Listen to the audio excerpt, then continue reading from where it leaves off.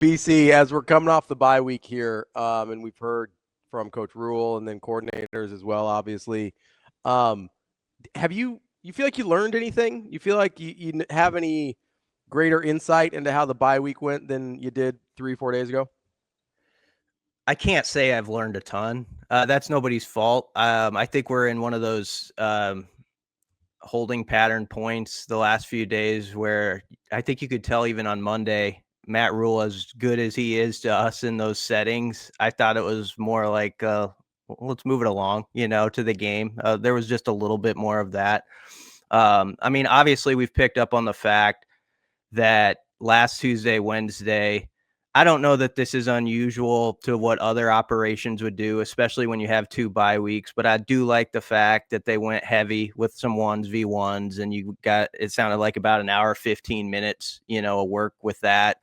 And I think there was a key point that was being stressed is also like, sometimes you put all this pressure on yourself. Let's go have fun. Let's go make plays. This game is fun, and let's have that attitude. It sounded like they got the right kind of leadership that you would want. I think Dylan Raiola has really stepped up in that regard, pushing the idea like there are no excuses. Nobody's going to feel sorry for us. This is on us to fix what we can fix, and we can do it.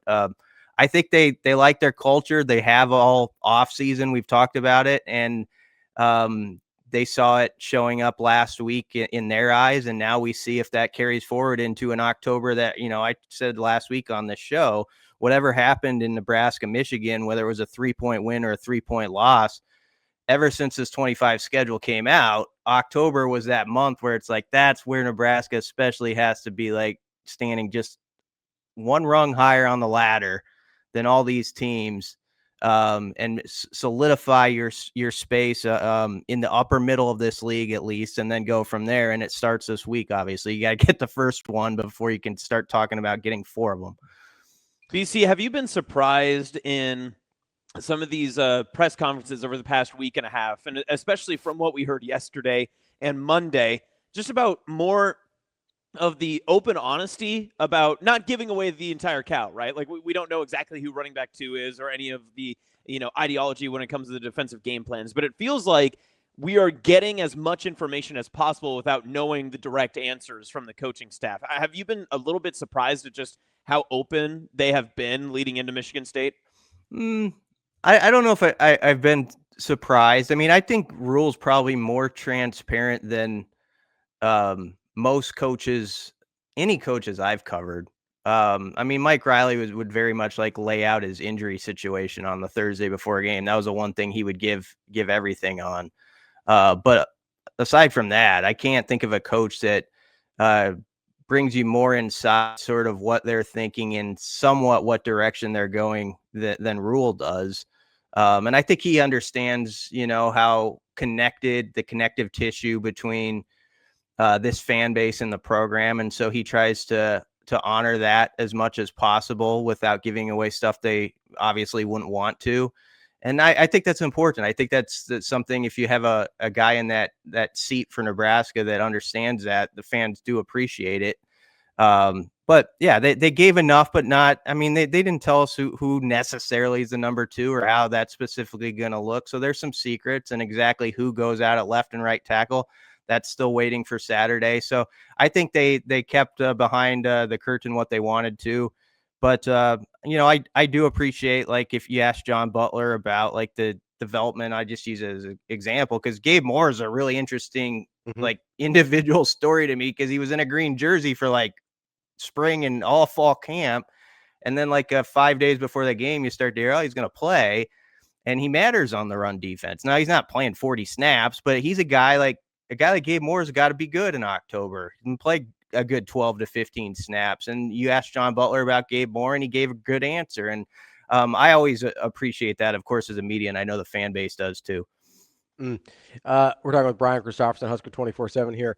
BC, we were talking earlier just kind of about the information that we get from John Butler in particular. Do you feel like the I guess attitude and personality of Coach Rhule has rubbed off on the coordinators, but especially Butler from last year to this year? It seems like he's much more comfortable sort of sharing information. And he seems, I mean, last year it felt like a very NFL coach who was just kind of like, hey, just got to get out of this, got to get through this. He seems a lot more forthcoming like Rhule is, maybe not to the same degree, right? But he seems like there's a lot more Rhule in his press conferences than there was last year. Yeah, maybe a little bit. I mean, I think there's an understanding with every coach that comes in here. You got to get used to it the first year or so, exactly how it operates, how information is processed, and how the fan base and media takes it in and all that stuff. And you're kind of studying it, right? I'm sure the first season you're here about what to say, what not to say. And also, I do think it changes probably a little bit if you're a position coach and maybe you're under the direction of a coordinator, and it's sort of his defense, and that you want to be respectful in certain ways and not step over a line. But then when you are the coordinator, it's you sort of set the standard in what you want to say publicly and what you want your players to hear. And so maybe that's changed some of it too.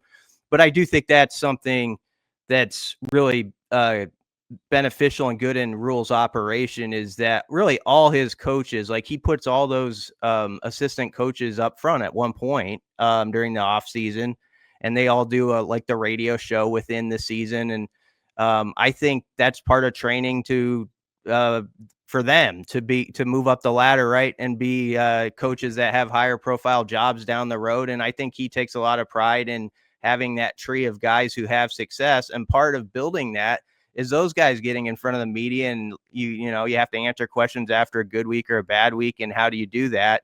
And so I think there's a lot of that goes into it, where coaches are, they're training not just for the position they're in, but maybe for something bigger down the road for them if they elevate in their profession.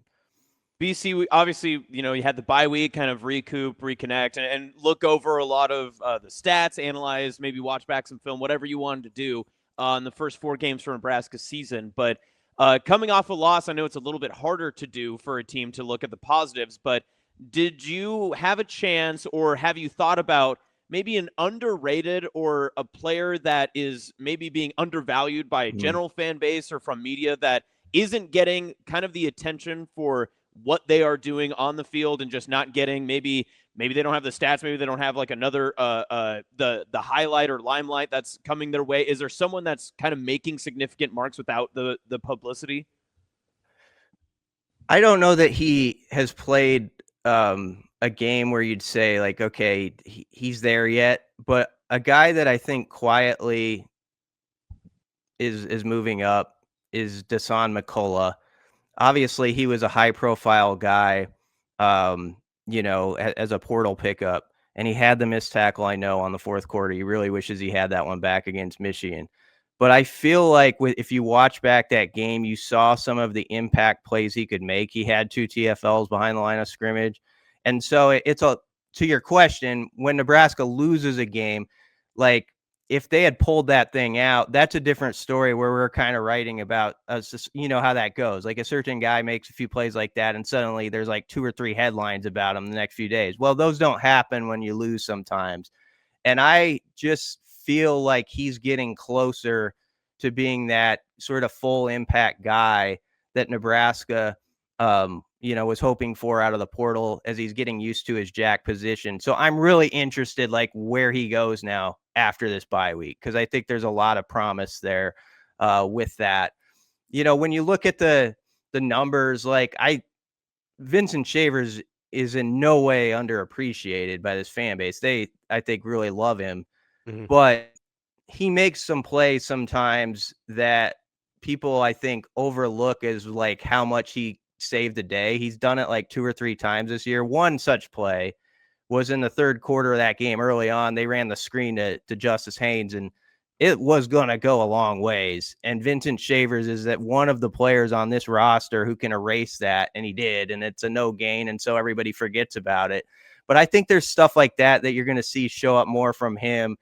And then if you're looking for like a quiet, like, he didn't play a lot against Michigan, but I'm really curious when you're talking about young guys who could see the field now. It's Dawson Merritt. He only played like 3 or 4 snaps against Michigan, but I do wonder if with a full bye week, if there's more of a role for him going forward, because if you think about it, he was out in the spring, came back in fall camp, looked like $1 million for a guy who'd been rehabbing all that time. And every week he just got better in August. So you give him another week in late September behind the scenes, who knows? Maybe that's a guy who fits more into the plan. Yeah, I'm glad you said Dawson Merritt there, because that's a guy I've been keeping an eye on as well. I don't know that they've been in love with the as you mentioned, Shavers, but I don't think they've been in love with all the linebacking play they've been getting from like Javen Wright and Marcus Watson Trent specifically. I do think we might see a lot more of Dawson Merritt, because whenever he has played, I've been super impressed. And you mentioned Shavers as a guy. I think Merritt's one of those guys athletically that can make plays. One guy that, again, I don't know that he's going under the radar, but I don't know because he doesn't have, 5 sacks in the first 4 games or whatever, but there were several times against Michigan where Williams Nwaneri would run down Bryce Underwood to keep him from scrambling, or he'd cut off his angle, or whatever the case was. Like, if you're paying attention, Williams Nwaneri is slowly starting to become more and more impactful, like from a week-to-week basis. Yeah, and I thought he was super dominant against Cincinnati, but didn't get as much credit as what he probably deserved because of all the rush lane conversation and everything that kind of happened after that, too. Yeah, John Butler was asked, like, this is like mid to late August, about, is Williams Nwaneri going to play? That's what he was asked. Like that. I mean, that's sort of where people weren't sure. And just kind of, sometimes you got to step back and think about what maybe the conversation was 2 months ago. Certainly in the spring, it was all about, well, maybe he's a niche role guy. He had that year last year where he only played 38 snaps at Missouri. He kind of builds up this year, and then next year he takes off. He's played 125 snaps. He's played more reps than anybody on the D line. He played 38 snaps against Cincinnati, 44 against Michigan. I know this because I just wrote the story about him. I mean, that's and he's been good. Yeah, he has. He's been solid, and I think he's holding up better against the run than some might have anticipated going in. Mm-hmm. He's definitely an exciting guy who you like. Man, I really like how he changed his game even from late August to late September. What's that look by late October? So that's definitely a good name to mention. BC, we talked a little bit earlier too about some of Nebraska's defense coming off of the loss against Michigan, and the concerns of the fan base, and what the team is doing differently. And we kind of had the conversation about what complementary football looks for this team now that you have an idea of what they look like after 4 games. Is there something that you've heard or have taken from the past kind of couple weeks of conversations from what Rhule and what Butler have said specifically that maybe leans one way, that we could see like different defensive adjustments that complements the offense and just trying to get the ball back more, or something along those lines? Or do you think it's still kind of the preseason expectations where, hey, we're just going to play to the best of our abilities on both sides? Yeah, I don't know if I've heard enough to know if you're going to tweak to a certain philosophy of like how they play within a game to what you're talking about. I do think, maybe they'll have to at times put more people in the box and really work hard to take away those explosive runs in any way they can. But I mean, the 75-yard run, as John Butler mentioned yesterday, that Michigan had, that was there were 8 people up front. They had 8 in the box, and they still got burned on it, and everybody got blocked. So I think more than anything, especially on the defensive side, it's very simple talk and harder to do, but it's like what he said. It's like getting off blocks, and run defense is an attitude, like when you're a pass defense, when you're talking pass defense, maybe you're talking more scheme and grease board kind of stuff and all that.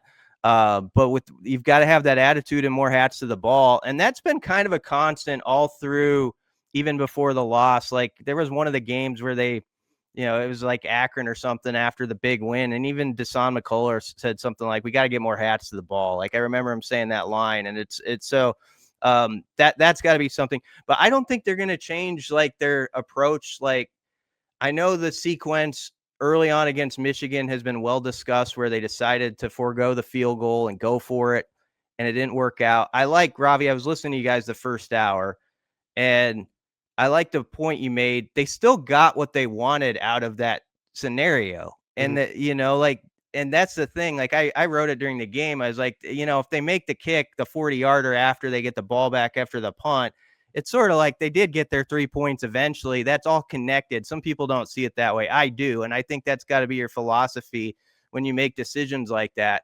So I actually hope they don't bend too much from that because you had one that didn't go your way, because I think you still got to play with the foot to the pedal a little bit. And in those scenarios, trust, hey, we're going to count on you defense. We're going to put this on your back. If they don't get this 4th and 1 at the 5-yard line, you're going to get us the ball back at the 40 in 3 plays, So I'm fine if they proceed in that manner.